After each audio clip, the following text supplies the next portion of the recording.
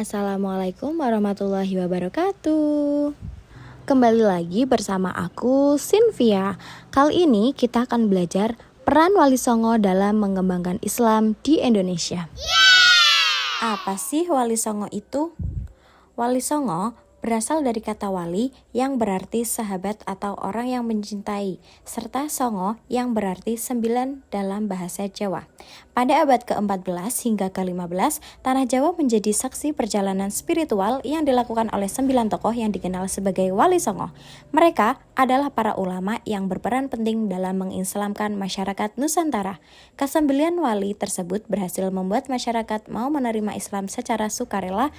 Hal ini lantaran pendekatan dakwah yang menggunakan nilai-nilai kearifan lokal yang diintegrasikan dengan ajaran Islam. Nah, Wali Songo itu berjasa sekali ya dalam menyebarkan agama Islam. Siapa saja sih Wali Songo itu? Kita simak berikut ini ya. Kesembilan Wali Songo itu, yang pertama Sunan Gresik yang bernama asli Maulana Malik Ibrahim. Yang kedua Sunan Ampel yang bernama asli Raden Rahmat. Yang ketiga yaitu Sunan Giri, nama aslinya yaitu Muhammad Ainul Yakin. Yang keempat ada Sunan Bonang yang bernama asli Maulana Magdum. Yang kelima yaitu Sunan Derajat yang bernama asli Raden Qasim. Yang selanjutnya ada Sunan Kalijaga, Sunan Muria, Sunan Kudus, dan Sunan Gunung Jati. Nah, untuk yang pertama yaitu Maulana Malik Ibrahim. Maulana Malik Ibrahim biasa disebut dengan Sunan Gresik. Strategi dakwah yang dilakukan oleh Sunan Gresik yaitu bergaul dengan para remaja dan membuka pendidikan pesantren. Selain itu, dalam melakukan dakwah Islam di daerah Gresik dan sekitarnya. Sunan Maulana Malik Ibrahim mempunyai peran penting dalam mengembangkan Islam, khususnya di Pulau Jawa, yaitu yang pertama, mengembangkan Islam melalui jalur perdagangan. Yang kedua, mendakwahkan Islam kepada keluarga kerajaan Majapahit. Yang ketiga, mendirikan masjid dan pesantren. Mendirikan masjid dan pesantren ini tentunya dilakukan sampai sekarang. Yang berikutnya yaitu Raden Rahmat. Raden Rahmat biasa disebut dengan Sunan Ampel.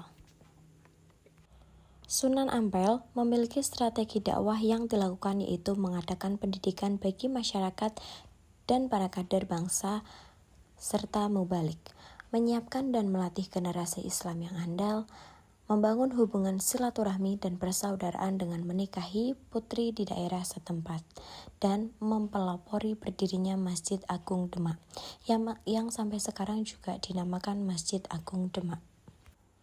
Ada falsafah Sunan Ampel yang disebut juga dengan molimo.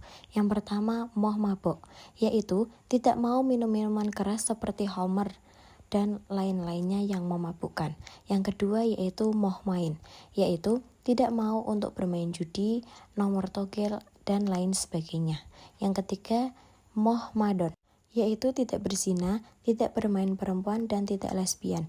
Yang keempat yaitu moh madat, yakni tidak mau memakai obat-obatan yang dapat memabukkan atau yang biasa disebut narkoba. Yang terakhir yaitu moh maling, yaitu tidak mau mencuri atau mengambil harta yang bukan miliknya. Yang selanjutnya yaitu Muhammad Ainul Yakin, biasa disebut Sunan Giri.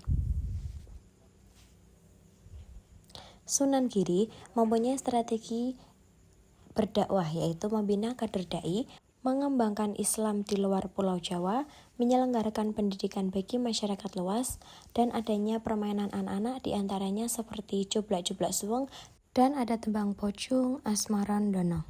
Yang berikutnya yaitu Sunan Bonang Maulana Magdum. Strategi dakwah yang dilakukan oleh Sunan Bonang yaitu meningkatkan dan memberdayakan jumlah mutu para kader dai, terjun langsung di tengah-tengah masyarakat untuk memodifikasi dakwah dengan menciptakan lagu Tombo Ati, membuat buku ilmu tasawuf, gamelan Jawa, dan menjadi dalang pada wewayangan. Yang selanjutnya yaitu Sunan Derajat, yang bernama asli Raden Qasim.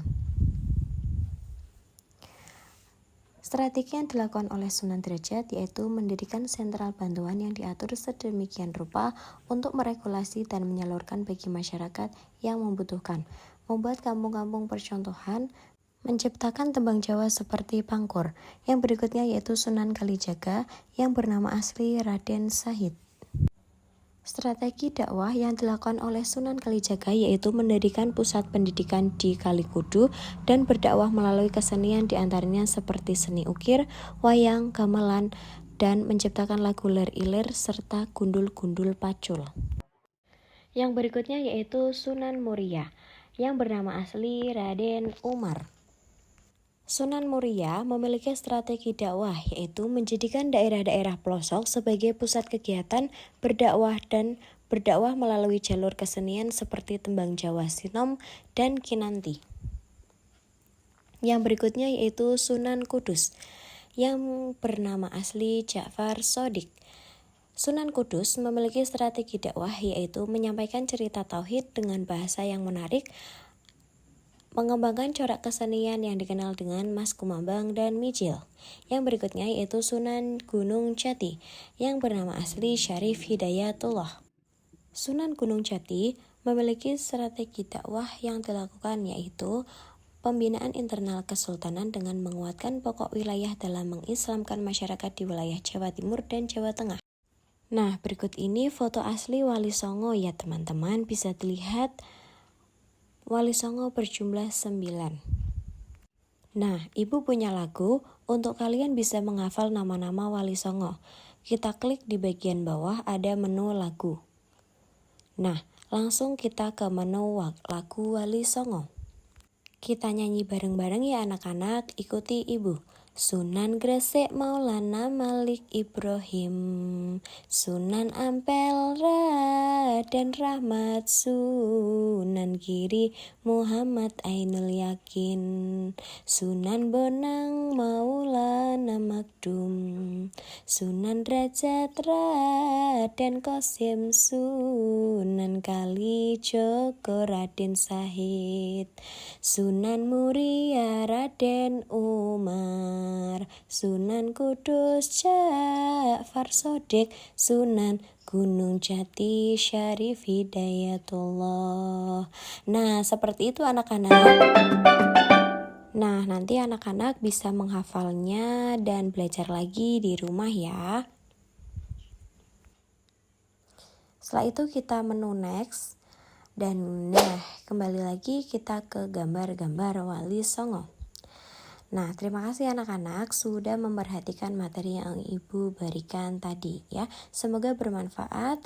Terima kasih. Wassalamualaikum warahmatullahi wabarakatuh. See you.